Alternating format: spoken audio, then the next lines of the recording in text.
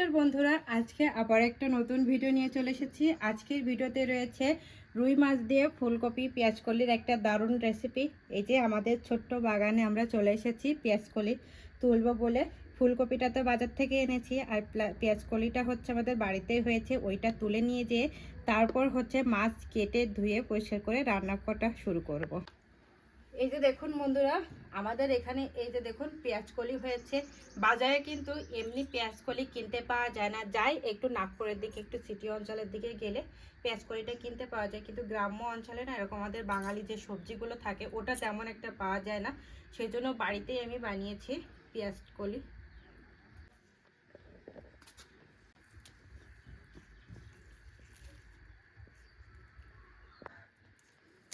এই যে দেখুন বন্ধুরা, কত সুন্দর পেঁয়াজকলি।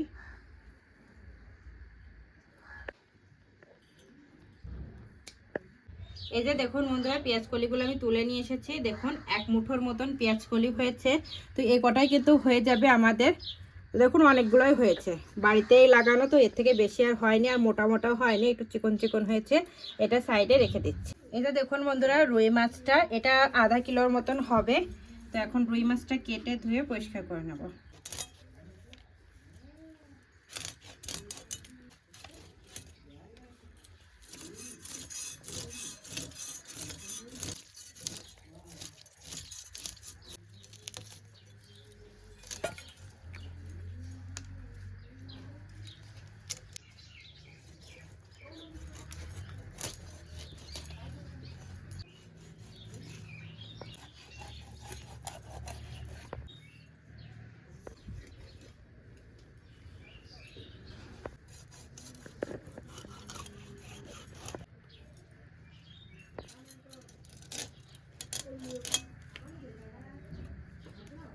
এই যে দেখুন বন্ধুরা, মাছটা কেটে নেওয়া হয়ে গেছে। এবার ধুয়ে পরিষ্কার করে নিয়ে আসবো।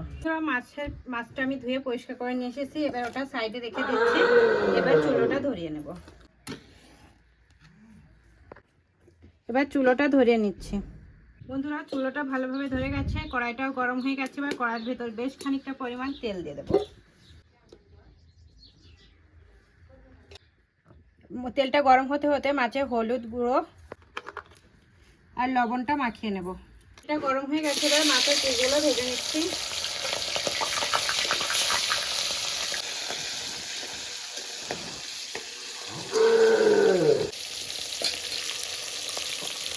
মাছের পিসগুলো আমি একদম কড়া করে লাল লাল করে ভেজে নিয়েছি।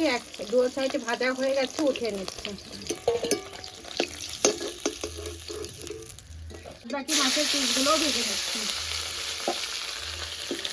ওদিকে মাছ ভাজা হচ্ছে, আর এদিকে আমি ফুলকপিটা কেটে নিচ্ছি।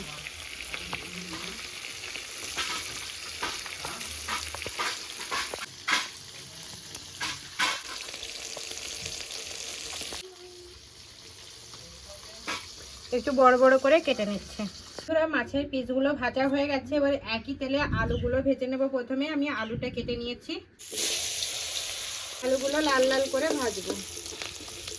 এটা দেখুন বন্ধুরা, এখানে রয়েছে পেঁয়াজ, কাঁচা পাকা লঙ্কা, রসুন, একটা টমেটো, আর এখানে রয়েছে 2 টুকরো আদা। এই সবটাই কিন্তু একটা পেস্ট করে নিয়ে আসবো। মিক্সির জার নিয়ে নিয়েছি, সব কিছু মিক্সির জারের ভিতর দিয়ে দিলাম। কিছুটা জিরা আর কিছুটা পরিমাণ গোটা ধনে দিয়ে ভালো করে একটু জল দিয়ে ব্লেন্ড করে নিয়ে আসবো। বন্ধুরা, আলুগুলো ভাজা হয়ে গেছে, একটা বাটনে উঠে নিচ্ছি। এবার ওই একই তেলে ফুলকপিগুলো ভেজে নেব।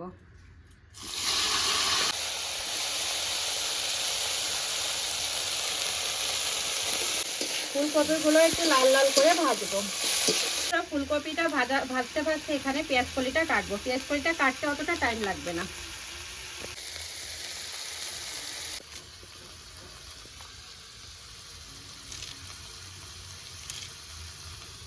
এরকম লম্বা লম্বা করে কেটে নিচ্ছি।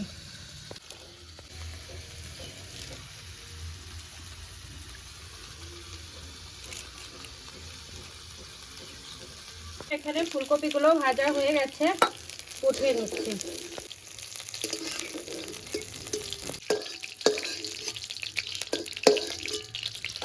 এবার ওই তেলে অল্প একটু তেল দিয়ে দেবো আরো।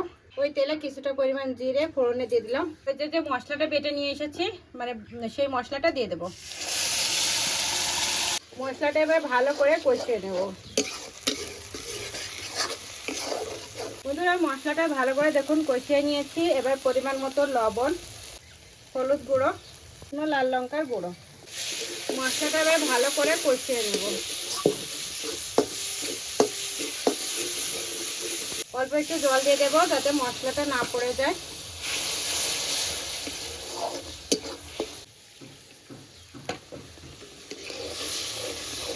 দেখুন বন্ধুরা মশলাটা খুব ভালো করে আমি কষিয়ে নিয়েছি। এবার আগে থেকে ভেজে রাখা ফুলকপি আর আলুটা দিয়ে দেবো। পেঁয়াজের কলি আর মটরশুঁটির দানাগুলো দিয়ে দেবো। এবার সবকিছু ভালো করে একসঙ্গে মিশিয়ে নেব।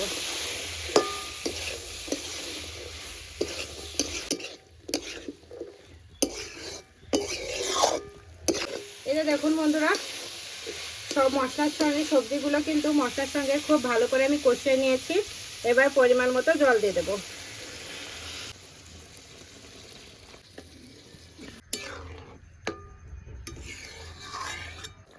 এই যে দেখুন বন্ধুরা কত সুন্দর গ্রেভিটা হয়েছে। দেখুন রান্নাটা দেখুন প্রায় কিন্তু ফুলকপি মটরশুঁটি সবকিছু কিন্তু সেদ্ধ হয়ে যাওয়ার পথে। এখন মাছের পিসগুলো দিয়ে দেবো।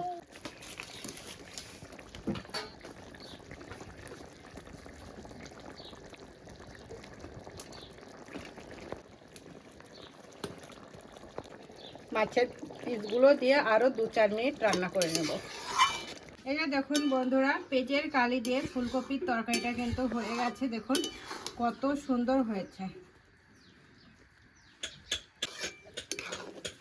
এবার লাস্টে কিছুটা পরিমাণ ফ্রেশ বাড়িতে কিন্তু এটা ধনিয়া পাতার কুচি দিয়ে দিলাম। অল্প একটু পরিমাণ গরম মশলার গুঁড়ি ভালো করে একবার মিশিয়ে নামিয়ে নেব।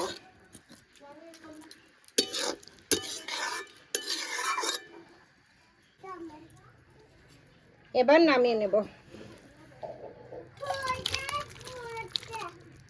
এটা দেখুন বন্ধুরা আমরা কিন্তু রান্নাটা করে এখন খেতে বসে গেছি। খেয়ে টেস্ট করে বলবো কেমন হয়েছে। ডুগু বলছে খাবে। মন খারাপ তোমার? কেন কি হয়েছে?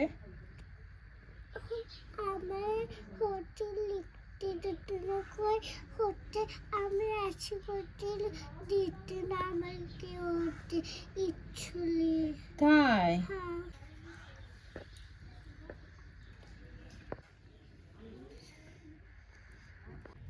খেয়ে বলো তো কেমন হয়েছে।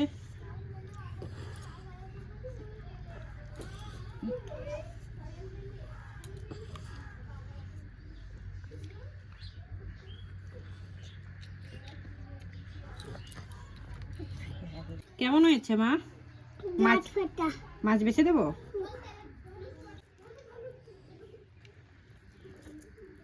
আমাদের ছোট্ট সোনাকে মাছ বেছে দিচ্ছি। দেখুন কত সুন্দর খাচ্ছে ও।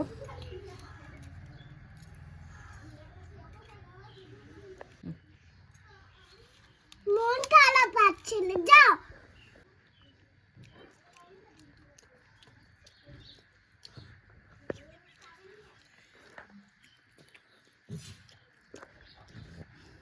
বন্ধুরা আপনারা তো দেখলেনই আজকে আমাদের ছোট্ট সোনা কিন্তু আপনাদেরকে খেয়ে দেখালো। ও বলেছে খুব ভালো হয়েছে। আপনারা কিন্তু এরকম এই শীতের সময় পেঁয়াজ কলি দিয়ে ফুলকপি রান্না করে খাবেন আর আমাকে কমেন্ট করে জানাবেন কেমন হয়েছে। তাহলে আজকে এই পর্যন্তই। আমার এই ভিডিওটা যদি আপনাদের ভালো লাগে তাহলে অবশ্যই লাইক কমেন্ট শেয়ার করবেন। আমার চ্যানেলে যদি নতুন হয়ে থাকেন তাহলে সাবস্ক্রাইবও করে দেবেন। আর হ্যাঁ অবশ্যই পাশে থাকা বেল আইকনও প্রেস করবেন, তাহলে এরকম নিত্য নতুন ভিডিও সর্বপ্রথম আপনার কাছে যাবে। তাহলে আজকে এই পর্যন্তই। নমস্কার।